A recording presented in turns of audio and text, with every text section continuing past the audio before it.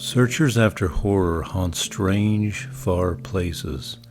For them are the catacombs of Ptolemais and the carven mausolea of the nightmare countries. They climb to the moonlit towers of ruined Rhine castles and falter down black, cobwebbed steps beneath the scattered stones of forgotten cities in Asia. The haunted wood and the desolate mountain are their shrines, and they linger around the sinister monoliths on uninhabited islands. But the true epicure in the terrible, to whom a new thrill of unutterable ghastliness is the chief end and justification of existence, esteems most of all the ancient, lonely farmhouses of backwoods New England. For there the dark elements of strength, solitude, grotesqueness, and ignorance combine to form the perfection of the hideous. Most horrible of all sights are the little unpainted wooden houses remote from traveled ways, usually squatted upon some damp, grassy slope or leaning against some gigantic outcropping of rock. 200 years and more they have leaned or squatted there, while the vines have crawled and the trees have swelled and spread. They are almost hidden now in lawless luxuriances of green and guardian shrouds of shadow. But the small-paned windows still stare shockingly, as if blinking through a lethal stupor which wards off madness by dulling the memory of unutterable things. In such houses have dwelt generations of strange people, whose like the world has never seen. Seized with a gloomy and fanatical belief which exiled them from their kind, their ancestors sought the wilderness for freedom. There the scions of a conquering race indeed flourished free from the restrictions of their fellows, but cowered in an appalling slavery to the dismal phantasms of their own minds. Divorced from the enlightenment of civilization, the strength of these Puritans turned into singular channels, and in their isolation, morbid self-repression, and struggle for life with relentless nature, there came to them dark, furtive traits from the prehistoric depths of their cold northern heritage. By necessity practical and by philosophy stern, these folk were not beautiful in their sins. Erring as all mortals must, they were forced by their rigid code to seek concealment above all else, so that they came to use less and less taste in what they concealed. Only the silent, sleepy, staring houses in the backwoods can tell all that has lain hidden since the early days, and they are not communicative, being loath to shake off the drowsiness which helps them forget. Sometimes one feels that it would be merciful to tear down these houses, for they must often dream. It was to a time-battered edifice of this description that I was driven one afternoon in November 1896 by a rain of such chilling copiousness that any shelter was preferable to exposure. I had been traveling for some time amongst the people of the Miskatonic Valley in a quest of certain genealogical data, and from the remote, devious, and problematical nature of my course, had deemed it convenient to employ a bicycle despite the lateness of the season. Now I found myself upon an apparently abandoned road which I had chosen as the shortest cut to Arkham. Overtaken by the storm at a point far from any town and confronted with no refuge save the antique and repellent wooden building which blinked with bleared windows from between two huge leafless elms near the foot of a rocky hill. Distant though it was from the remnant of the road, the house nonetheless impressed me unfavorably the very moment I espied it. Honest, wholesome structures do not stare at travelers so slyly and hauntingly, and in my genealogical researches I had encountered legends of a century before which biased me against places of this kind. Yet the force of the elements was such as to overcome my scruples, and I did not hesitate to wheel my machine up the weedy rise to the closed door, which seemed at once so suggestive and secretive. I had somehow taken it for granted that the house was abandoned, yet as I approached it I was not so sure, For though the walks were indeed overgrown with weeds, they seemed to retain their nature a little too well to argue complete desertion. Therefore, instead of trying the door, I knocked, feeling as I did so a trepidation I could scarcely explain. As I waited on the rough, mossy rock which served as a doorstep, I glanced at the neighboring windows of the panes of the transom above me, and noticed that although old, rattling, and almost opaque with dirt, they were not broken. The building, then, must still be inhabited, despite its isolation and general neglect. However, my rapping evoked no response, so after repeating the summons, I tried the rusty latch and found the door unfastened. Inside was a little vestibule with walls from which the plaster was falling, and through the doorway came a faint but peculiarly hateful odor. I entered, carrying my bicycle, and closed the door behind me. Ahead rose a narrow staircase, flanked by a small door, probably leading to the cellar, while to the left and right were closed doors leading to rooms on the ground floor. Leaning my cycle against the wall, I opened the door at the left and crossed into a small, low-ceiled chamber, but dimly lighted by its two dusty windows and furnished in the barest and most primitive possible way. It appeared to be a kind of sitting room, for it had a table and several chairs, and an immense fireplace above which ticked an antique clock on a mantel. Books and papers were very few, and in the prevailing gloom I could not readily discern the titles. What interested me was the uniform air of archaism as displayed in every visible detail. Most of the houses in this region I had found rich in relics of the past, but here the antiquity was curiously complete, for in all the room I could not discover a single article of definitely post-revolutionary date. Had the furnishings been less humble, the place would have been a collector's paradise. As I surveyed this quaint apartment, I felt an increase in that aversion first excited by the bleak exterior of the house. Just what it was that I feared or loathed, I could by no means define, but something in the whole atmosphere seemed redolent of unhallowed age, of unpleasant crudeness, and of secrets which should be forgotten. I felt disinclined to sit down, and wandered about examining the various articles which I had noticed. The first object of my curiosity was a book of medium size, lying upon the table, and presenting such an antediluvian aspect that I marveled at beholding it outside a museum or library. It was bound in leather with metal fittings, and was in an excellent state of preservation, being altogether an unusual sort of volume to encounter in an abode so lowly. When I opened it to the title page, my wonder grew even greater, for it proved to be nothing less rare than Pigafetta's account of the Congo region, written in Latin from the notes of the sailor Lopez and printed at Frankfurt in 1598. I had often heard of this work, with its curious illustrations by the brothers de Bry, hence for a moment forgot my uneasiness in my desire to turn the pages before me. The engravings were indeed interesting, drawn wholly from imagination and careless descriptions, and represented Negroes with white skins and Caucasian features. Nor would I soon have closed the book had not an exceedingly trivial circumstance upset my tired nerves and revived my sensation of disquiet.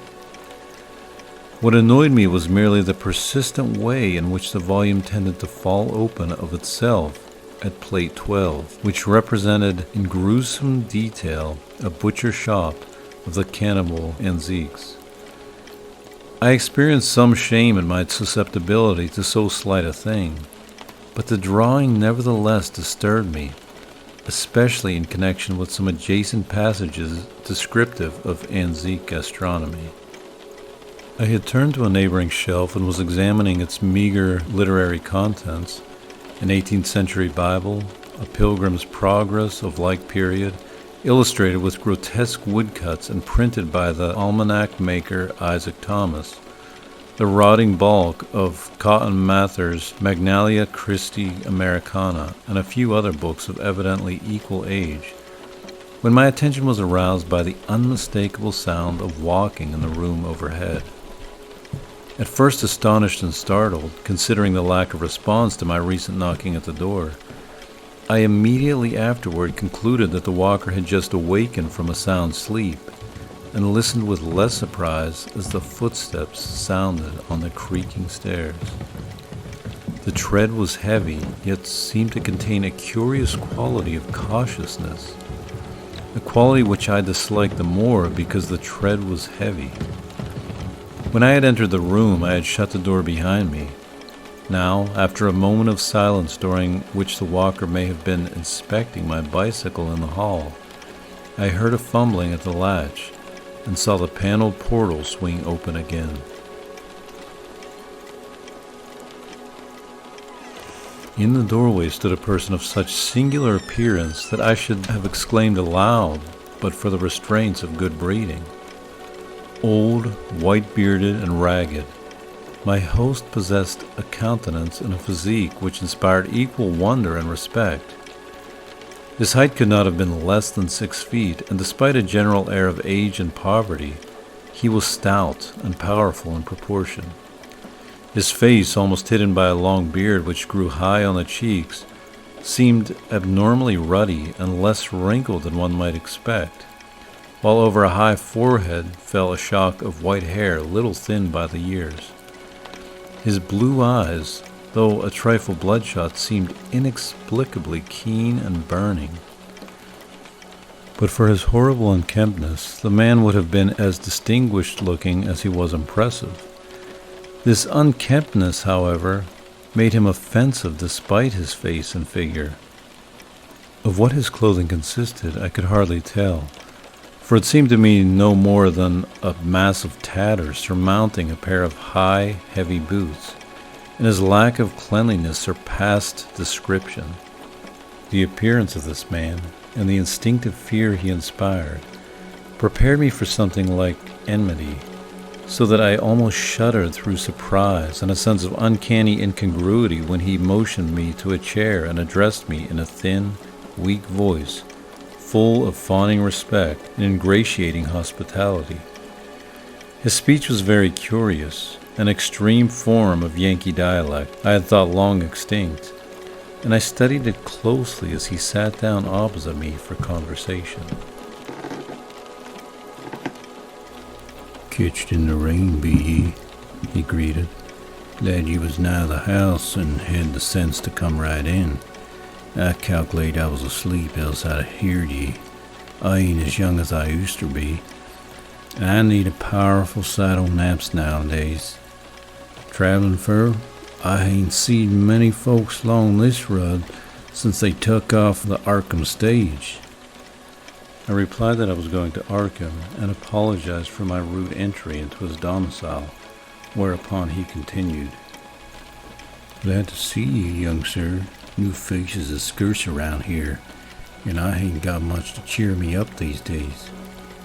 Guess you hail from Boston, don't ye? I never been there, but I can tell a town man when I see him." Here the old man lapsed into a kind of chuckle, and made no explanation when I questioned him. He seemed to be in an aboundingly good humor, yet to possess those eccentricities which one might guess from his grooming.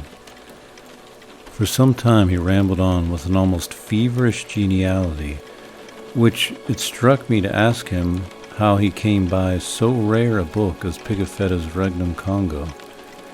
The effect of this volume had not left me, and I felt a certain hesitancy in speaking of it, but curiosity overmastered all the vague fears which had steadily accumulated since my first glimpse of the house. To my relief, the question did not seem an awkward one, for the old man answered freely and volubly. "Oh, that African book? Captain Ebenezer Holt traded me that in '68. Him as was killed in the war." Something about the name of Ebenezer Holt caused me to look up sharply.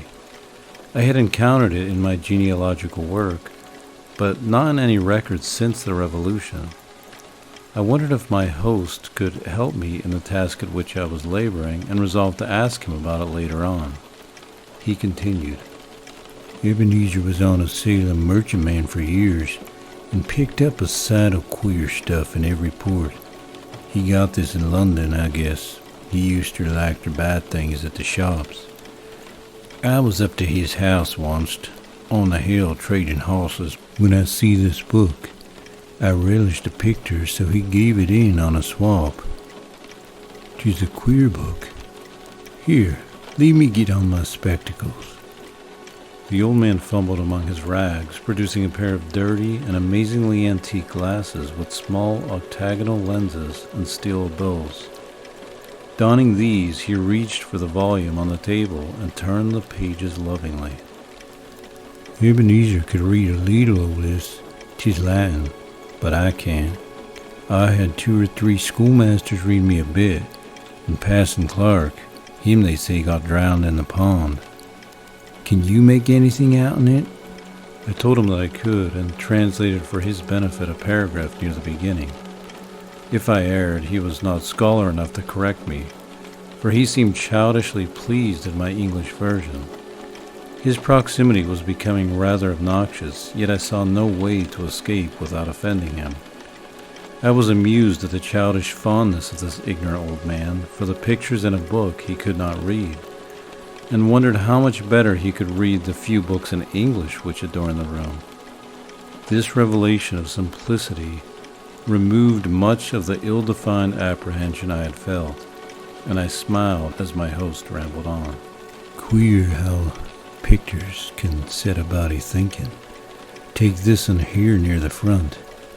Have you ever seen trees like that, with big leaves a-flopping over and down? And them men, them can't be Negroes, they do beat all. Kinder like Injuns, I guess, even if they be in Africa. Some of these here critters looks like monkeys, or half monkeys and half men, but I never heard of nothing like this one. Here he pointed to a fabulous creature of the artist, which one might describe as a sort of dragon with the head of an alligator. But now, I'll shew ye the best one. Over here now the middle. The old man's speech grew a trifle thicker, and his eyes assumed a brighter glow. But his fumbling hands, though seemingly clumsier than before, were entirely adequate to their mission. The book fell open almost of its own accord, and as a frequent consultation at this place, to the repellent 12th plate, shewing a butcher shop amongst the Anzique cannibals. My sense of restlessness returned, though I did not exhibit it. The especially bizarre thing was that the artist had made his Africans look like white men.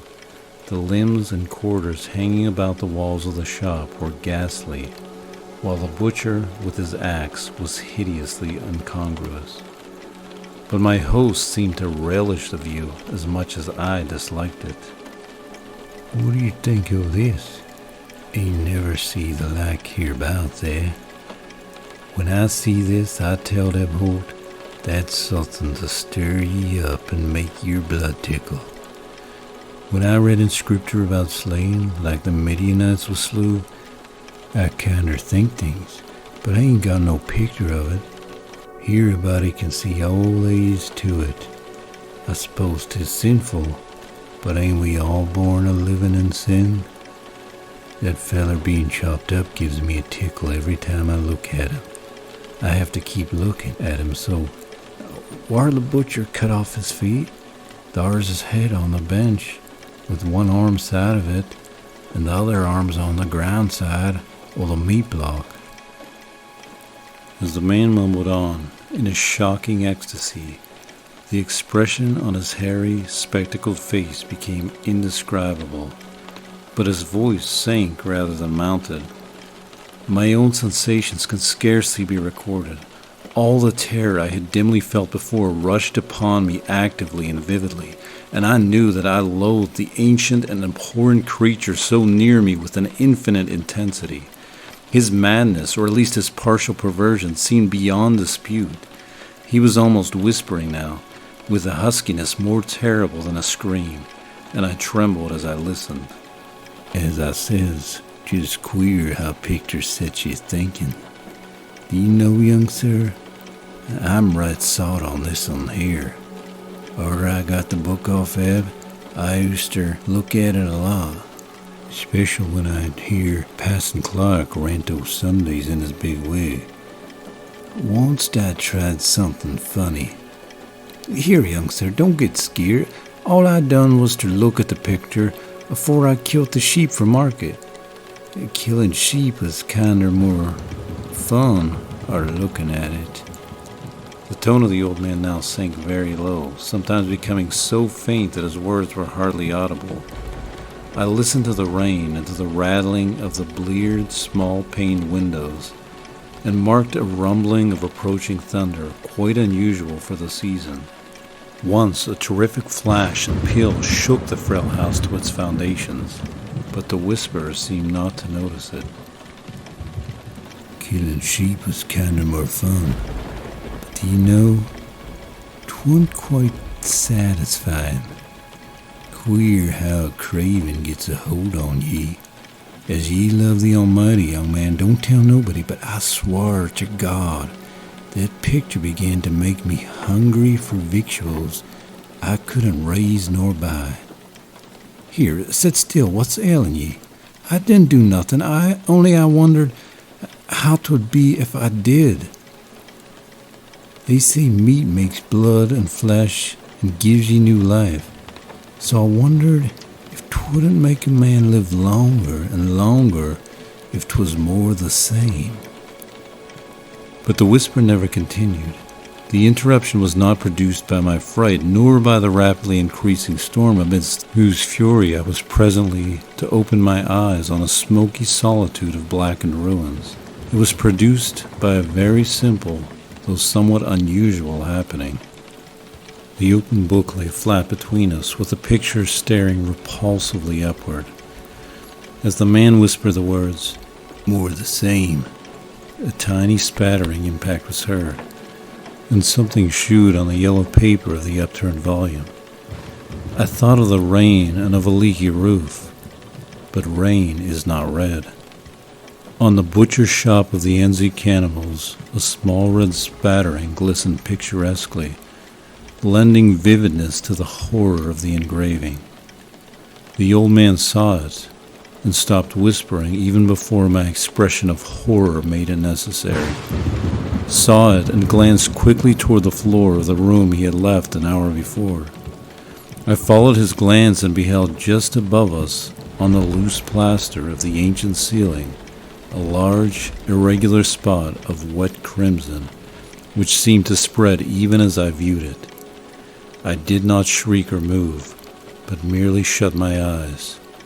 A moment later came the titanic thunderbolt of thunderbolts, blasting that accursed house of unutterable secrets and bringing the oblivion which alone saved my mind.